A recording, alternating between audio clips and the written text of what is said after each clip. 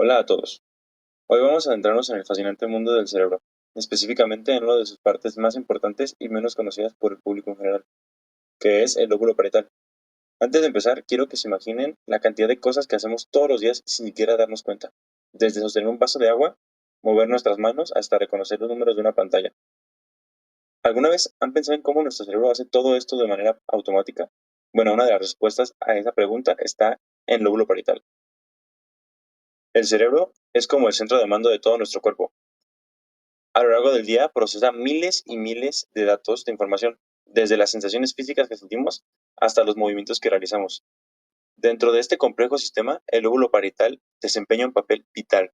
Es como el procesador multitarea del cerebro, ayudando a coordinar la información sensorial, espacial y matemática que necesitamos para navegar en el mundo. Para que se den una idea, piensen en cómo logran caminar por una habitación llena de muebles sin tropezarse, o cómo pueden tocar un objeto sin verlo y reconocer su forma y textura. Esto lo hacemos todos los días, pero en realidad es un proceso altamente complejo que se lleva a cabo en una de estas partes del cerebro. No solo percibimos el entorno a través de nuestros sentidos, sino que también integramos esa información para comprender dónde están las cosas en relación con nosotros y cómo interactuamos con ellas. Así que, aunque no lo notemos, el lóbulo parietal está trabajando constantemente sin que nos demos cuenta, ayudándonos a interpretar y responder a todo lo que nos rodea.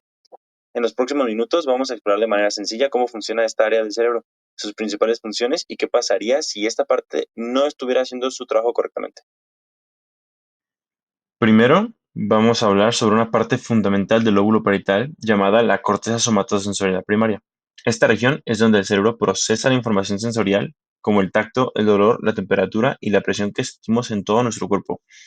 Se divide en tres áreas específicas: Brodmann 1, Brodmann 2 y Brodmann 3, y cada una de ellas tiene un papel único en la forma en la que percibimos el mundo y nuestras sensaciones. La primera de estas áreas, el área de Brodmann 1, se centra en ayudarnos a identificar la textura de los objetos que tocamos. ¿Qué significa esto? Cuando tocamos algo como una manta de lana o una superficie rugosa, la información sobre la textura del objeto pasa a través de esta área para que nuestro cerebro pueda identificar si algo es suave, áspero, liso o rugoso. Un ejemplo práctico: imagina que pasas los dedos sobre un jersey de lana. El área 1 procesará la información que reciben tus dedos y te permitirá sentir que la lana es suave. Ahora, si después tocas una lija, gracias a esta área podrás percibir que la superficie es áspera. Este procesamiento es lo que nos permite diferenciar entre distintas superficies sin necesidad de mirarlas. Esta capacidad es esencial para muchas tareas diarias, como cuando decidimos si algo es cómodo de tocar o si debemos evitarlo.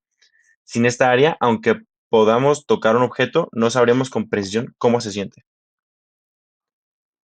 Ahora el área de Brodmann 2, que se ocupa de procesar la forma y el tamaño de los objetos que tocamos. Aquí el cerebro interpreta la información para que podamos entender si un objeto es grande o pequeño, redondo o cuadrado, y cómo debemos manipularlo en nuestras manos. Ejemplo práctico: si sostienes una pelota sin mirarla, el área 2 te ayudará a sentir que es redonda y también te permite calcular cuán grande es. O si agarras una taza con los ojos cerrados, es esta área la que te informa sobre su tamaño y forma, permitiendo sostenerla de manera segura sin necesidad de verla. Esto es vital para actividades cotidianas como agarrar una taza de café por la mañana o usar herramientas manuales. Gracias a esta área no necesitamos estar viendo constantemente lo que hacemos con las manos para ser precisos en nuestros movimientos. Finalmente, tenemos el área de Brodmann 3, que es la primera estación de la información sensorial.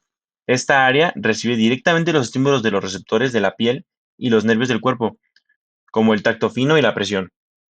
Su función principal es detectar las características más básicas de la sensación, como la intensidad del tacto o de la presión.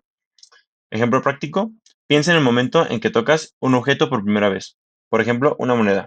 Lo primero que sientes es su temperatura, si está fría o caliente, obviamente, la presión que ejerce sobre tu mano y si es lisa o tiene relieves. Toda esta información pasa primero por el área 3 antes de ser enviada a las áreas 1 y 2 para un análisis más detallado.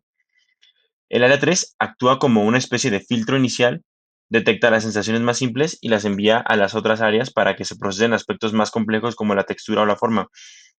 Si esta área no funcionara correctamente, tendríamos problemas para detectar estímulos básicos como el dolor o el frío, y nuestras respuestas ante estas sensaciones serían más lentas e inexactas. La corteza somatosensorial asociativa es una parte crucial del lóbulo parietal que trabaja en estrecha colaboración con la corteza somatosensorial primaria. Mientras que la corteza somatosensorial primaria se encarga de recibir la información básica del tacto, la corteza somatosensorial asociativa procesa y combina esa información para darle un significado más complejo y permitir una comprensión más compleja de lo que sentimos. La corteza somatosensorial asociativa es responsable de integrar los estímulos sensoriales que recibimos con otras formas de percepción, como la memoria, la visión y la propiocepción. Esto nos permite entender no solo qué estamos tocando, sino también cómo ese objeto se relaciona con nosotros y con el entorno. Ejemplo práctico. Piensa en cuando te pones los zapatos. La corteza somatosensorial primaria te ayudará a sentir la presión del zapato en tu pie, pero es la corteza somatosensorial asociativa la que te permite saber que esos objetos son zapatos y que son parte de tu atuendo. Gracias a esta área asociamos lo que sentimos con experiencias pasadas, lo que nos facilita realizar trabajos más complejos. Otra función importante de la corteza somatosensorial es la propiocepción, que es la capacidad de saber dónde están nuestras extremidades sin necesidad de mirarlas. Este proceso nos permite movernos de manera coordinada, como cuando caminamos sin mirar nuestros pies o cuando levantamos una mano para agarrar un objeto.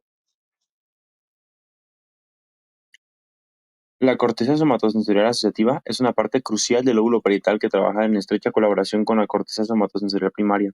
Mientras que la corteza somatosensorial primaria se encarga de recibir la información básica del tacto, la corteza somatosensorial asociativa procesa y combina esa información para darle un significado más complejo y permitir una comprensión más completa de lo que sentimos. La corteza somatosensorial asociativa es responsable de integrar los estímulos sensoriales que recibimos, con otras formas de percepción como la memoria, la visión y la propiocepción. Esto nos permite entender no solo qué estamos tocando, sino que también cómo este objeto se relaciona con nosotros y nuestro entorno. La corteza cingulada posterior dorsal está conectada con una amplia variedad de funciones cognitivas y emocionales. Es una de las áreas más complejas del cerebro y juega un papel crucial en la memoria, la atención y la integración de información sensorial con aspectos de la conciencia y la toma de decisiones. Esta es responsable de integrar información sensorial con la conciencia de uno mismo y del entorno. Se ha demostrado que está involucrada en la autopercepción y en cómo nos ubicamos en el espacio. Esta área nos ayuda a conectar el presente con experiencias pasadas, es decir, nos permite tomar decisiones basadas en nuestras vivencias previas y anticipar posibles resultados futuros. Ejemplo práctico. Cuando estamos en una situación que requiere una decisión, como elegir qué camino tomar una bifurcación mientras conducimos, esta no solo evalúa las opciones, sino que también integra la información del entorno. Esto nos ayuda a tomar una decisión más informada y consciente. El giro angular es una región del lóbulo parietal ubicada justo encima de la parte posterior del lóbulo temporal. Es fundamental para integrar información de diferentes sentidos y tiene un papel clave en funciones cognitivas como el lenguaje, la lectura, la escritura y el cálculo matemático. Funciones principales del giro angular. Como tal, son cuatro. Está el lenguaje y comprensión lectora, que ayuda a interpretar palabras escritas y asociarlas con sus significados. El cálculo matemático, que participa en manipulación de números y conceptos matemáticos. La integración sensorial, que combina información visual, auditiva y táctil para crear una experiencia sensorial coherente. Y la conciencia espacial, que contribuye a la percepción de nuestro cuerpo en el espacio y a la orientación. El giro supramarginal es una parte del lóbulo parietal que se encuentra justo por encima del giro angular. Su función principal es integrar y procesar la información sensorial y juega un papel crucial en varias capacidades cognitivas y motoras. El procesamiento del lenguaje es una de sus funciones principales y se divide en dos: la segmentación fonológica, que es la capacidad de descomponer las palabras en sonidos individuales, y la comprensión del lenguaje, que ayuda en la comprensión del lenguaje hablado y escrito al integrar informaciones sobre la palabra y sus significados. Otra de sus funciones es el reconocimiento de patrones y objetos, que se divide en dos igualmente: percepción táctil, que participa permitiendo el reconocimiento de objetos a través del sentido del tacto, y el reconocimiento de patrones visuales,